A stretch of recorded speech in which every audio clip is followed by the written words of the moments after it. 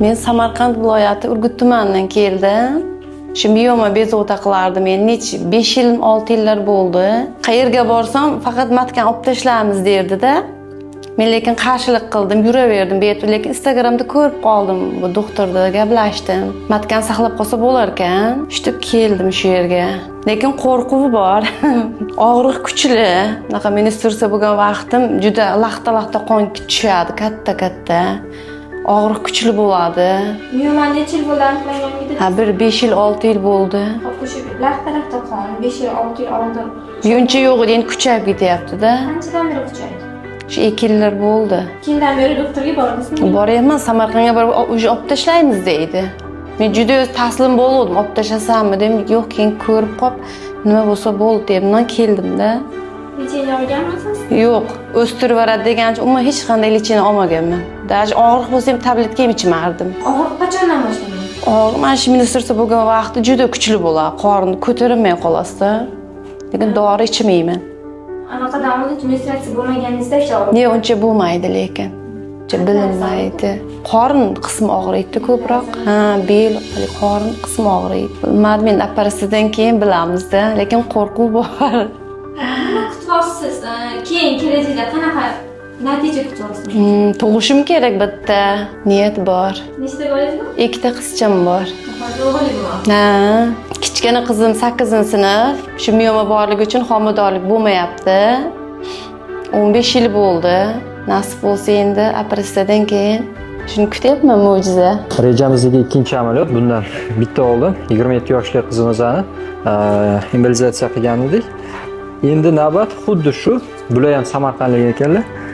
Samarqandlik bemorimizda yoshlari 40 dan oshgan miyoma embolizatsiyasiga kirishmoqdamiz. Ikkalalarida ham o'ziga xos jihati, ikkalalarida ham miyoma o'lchamlari deyarli teng. Bularda 609 bo'lsa, ularda 702 edi. Ya'ni santimetr jihatdan aytaman, deyarli teng. 6-7 santimetr. Maxsus operatsiyalar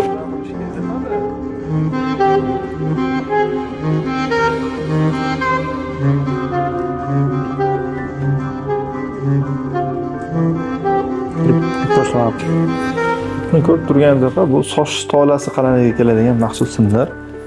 Shu kabi simlar yordamida biz bachadon miyomasini tomonini oziqlantirib turgan tomonlarni topib boramiz va maxsus embriollarni jo'natamiz. Bu bizga miyomani oziqlantirib turgan oziq moddalardan kesib qo'yish imkoniyatini beradi. Bu orqali biz xuddi semiz odamga ovqat bermasdan 1 oy, 3 oy, 6 oy qanaqa qiladigan bo'lsak, xuddi shu vazifani bajaradi. Undan ham qattiqroq bo'ladi. Endi tabiiy savol tug'iladi. Xo'sh, miyoma masalan 7 yoki 10 sm miyoma qayerga ketadi? O'lgandan keyin hazmi kichrayadi va kichraygandan keyin o'lgan to'qimalarning organizmda maxsus jarayon mavjud, ya'ni apoptoz degan jarayon. Tibbiy oliy guvohda o'qiganlar bu haqida biladi, biologik kurslardan ma'lum. Bu o'lgan to'qimalarning fagosit degan organizm hujayralari yeb organizmni havo, nafas, siydik orqali chiqarib olishga muvaffaq bo'ldi. Shu sababli amaliyotlardan keyin miyomalarning hajmi vaqt o'tishi bilan dinamika kichrayib boradi va bemorlarning bez qilayotgan asosiy shikoyatlari qon ketish bilan bog'liq bo'lsa, ular amaliyotni ertasi kuni to'xtaydi.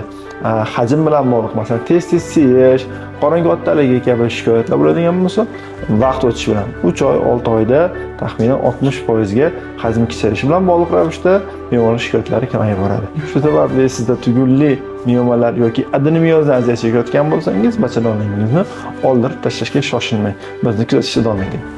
Sizlar qancha kuzatib yurdingiz? Sizdan oldingi kichkina sizdan kichkina singlingiz 1 yilmi, 2 yil kuzatdim dedilar shekilli. Bitta ayol 2 yil, 4 yil kuzatganda aytgan shu. Ha, endi bu xarakterga bog'liq bo'lsa kerak-da, temperamentga bog'liq bo'lsa. Kimlardir qo'rqoq bo'ladi, kuzatib yuraveradi. Joni o'tib ketmaguncha bormaydi doktoriga. Men o'zim ham shu qo'rqaman, lekin nima deydi? Bo'li radikalniroq yo'nalish tarafdoriman sizga o'xshab. Nesi qilyaptimi, qilish kerak buni.